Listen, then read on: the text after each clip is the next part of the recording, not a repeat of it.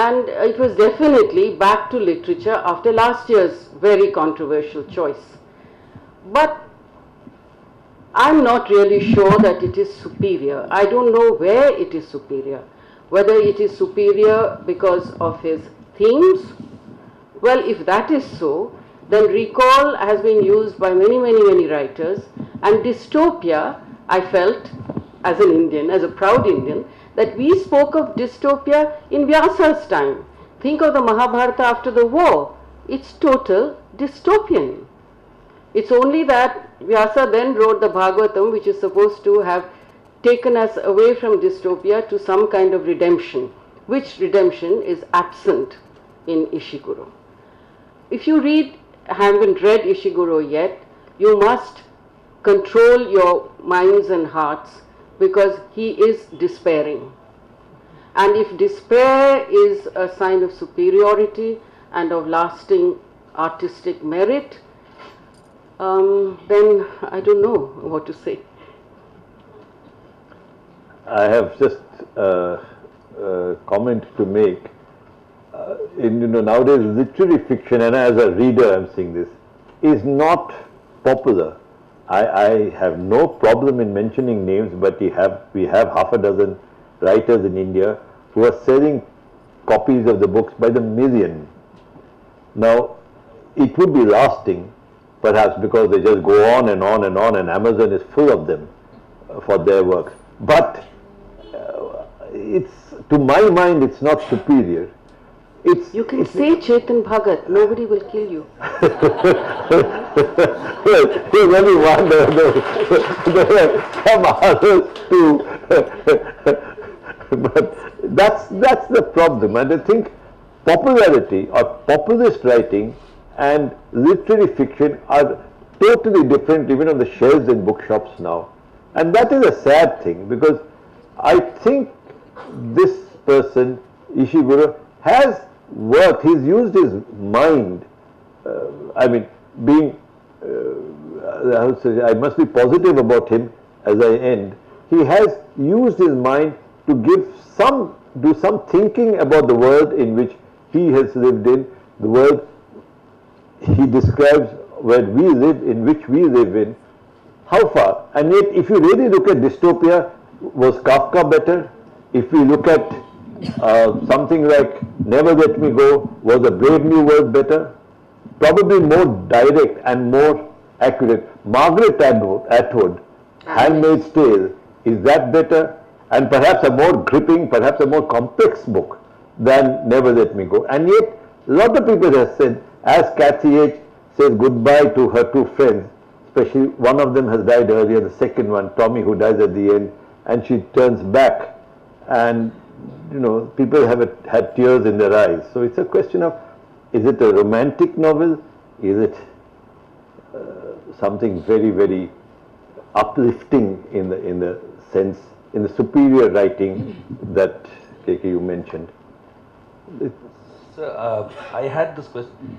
In the beginning, you had made a remark that Ishiguro's works are proof of that creative writing can be taught, but not creativity. I would like your opinion on, can creative writing really be taught? I will leave that to Polly as a creative writer herself. Let her see what. Well, the Americans think it can be, and it is. It is a very important part of many university faculties, creative writing, and many Indians also have jumped onto it and have set up workshops and all kinds of sessions for creative writing. I suppose the techniques of writing can be taught to some extent, but creativity itself is such a nebulous quality, and it is so difficult to define, to capture, that ultimately the writing of people who emerge from such courses and sessions will have to be judged on its own merit, not on whether which course they attended or which university they passed out from. I suppose I'm very old-fashioned and fuddy-duddy about this, but I think it's like a menu. I mean, what food do I think you should eat. I mean, I'm sorry, I'm not talking about beef here, and I don't think that should come into it, but it's like saying, well, you ought to eat only this kind of food because this is the best for your brains, like Karela or something like that. So what is creative? I mean, how can you tell someone this is what is creative and this is what is not creative? It depends on that person, isn't it? But it is true that a lot of people who do write creative work and who are particularly fiction writers may perhaps have better done in writing non-fiction.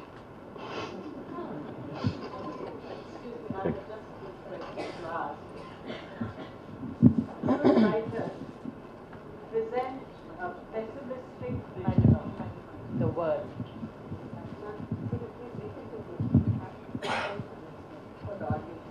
Should writers today present a pessimistic vision of the world? The problem, of course, is with the word should, because one doesn't know. In your opinion. In my opinion. In your opinion. In my opinion, definitely no. And it could, and I'm sorry, I am, prejudiced because I've come from a background of writing for children. And therefore, I always think that writing should be uplifting, both in theme and in language, that there should be skill in the style that is being used, something that makes you say, oh, wow, what a wonderful way of expressing that. Or in the theme, oh gosh, I didn't think of it that way.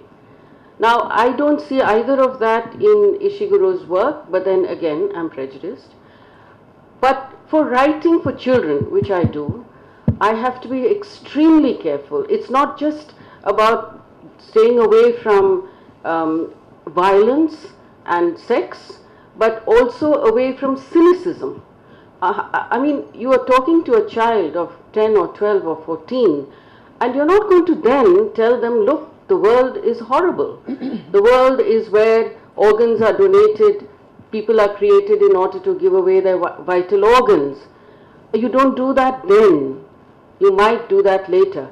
But you have to prepare children of very tender impressions for living in the world for a longer time, to be able to see life and the world as beautiful, as having a lot of that which is not beautiful, but nevertheless beautiful and life worth living.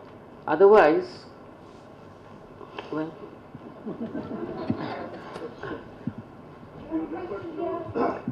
The mic people. Oh, sorry. If you were the Swedish Academy, whom would you have given it to? Okay, I'll try and take that. He's a bureaucrat.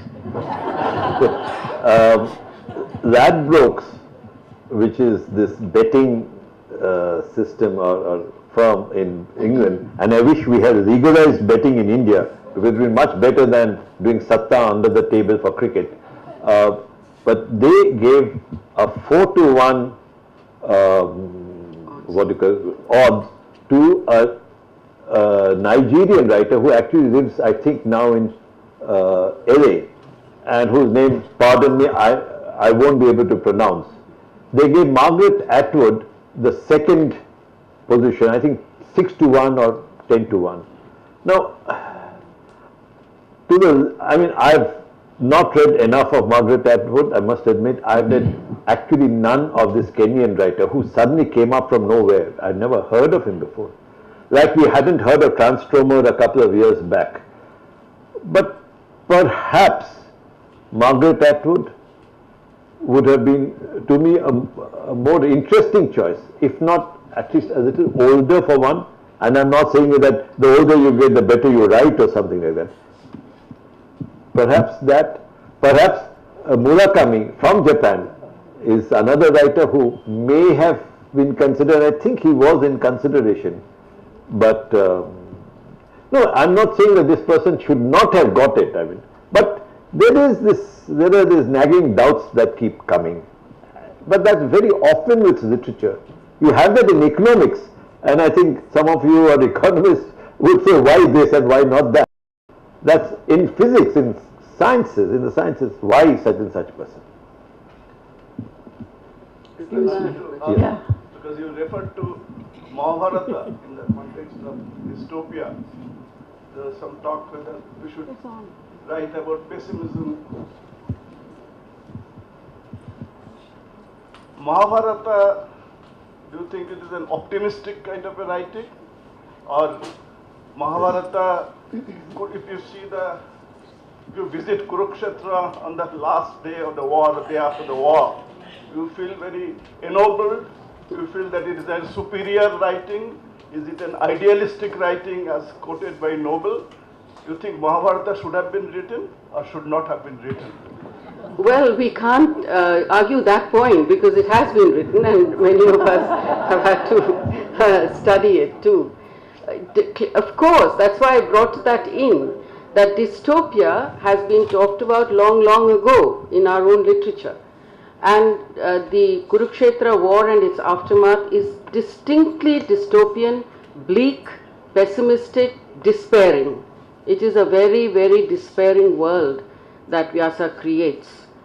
And apparently, Vyasa was very unhappy at the end of the Mahabharata, although he has Yudhishthira come back as king and all of that, but the line has gone, it's all gone, it's all destroyed. A lot has been destroyed. But then Vyasa then says Dwapara Yuga is over with Krishna's disappearance and we are in Kali Yuga. And Kali Yuga is clearly dystopian. I mean, with Trump over there and that chap in Philippines there, I mean, what do you expect? But then Vyasa apparently wrote the Bhagavatam, which is after Mahabharata, in order to make up for this. And that in the darkness of that Mahabharata leaves you with, you have the Bhagavatam which gives you new hope. The other aspect of our Indian view of life is that it's cyclic. That this comes on, this destruction happens, there is this terrible dystopian world that we human beings create and live in, and then it all gets destroyed, and then you have the Satya Yuga coming again. So that philosophy of life, which I think all of us carry, because many of us are living to a great old age, is perhaps the redeeming factor in our books. Whether Mahabharata should have been given the Nobel Prize, yes, it should have been, except Nobel, was born in the wrong time. Excuse me, Madam. Thank you, everyone. Just an observation here. Oh, okay. So, yeah. Just an observation here. It was this phrase, in the ideal direction, that caught my attention. So I was just wondering if we could interpret this ideal direction as directionlessness, because growth can never be universal or unidirectional. okay, I'll try and take that. Alfred Nobel started his awards the year before he died, and in 1896, and I don't think he was a philosopher in that sense. Like, I think the work, the awards for physics, chemistry, mathematics doesn't have a Nobel, but physics and chemistry, and later as the Swedish Academy brought in economics and so on, were probably more direct to understand. That's why ideal direction doesn't exist. He felt obviously that there is an ideal direction. If he didn't use that phrase, then it would have been without any ideal direction, or without it would not have been ideal directionless. So it's obviously he had something in mind, and that may be the redemption and the hope. In fact, in the Mahabharata itself, you have the god saying that I will return whenever I am required. Sambhavami yoge yoge. So that is maybe there is redemption there. Maybe, the Hindu philosophy allows us with this cycle to return over and over till we reach Godhead. Maybe there's redemption, but You know, even here now, in this very brilliant organizing by Mr. Krishna Kumar of these lectures, the Nobel Peace Prize has been left out. I think that explains a lot about the ideal direction. I think. But I think we should close with your Wind up, permission, yeah. because we are waiting to hear Dr. Vimala Rao ourselves, and as we end, we must thank Mr. Krishna Kumar and his team for giving us this opportunity. And thank you all for being here. Thank you so much. Thank you. And we think it's an amazing initiative that you have started. It's really, I hope it stays, continues. Thank you. Thank you very much for that very incisive and wonderfully coordinated analysis of the works of Ishiguro. May I request Madam Vimala Rao Thank you very to much. please give her presidential comment.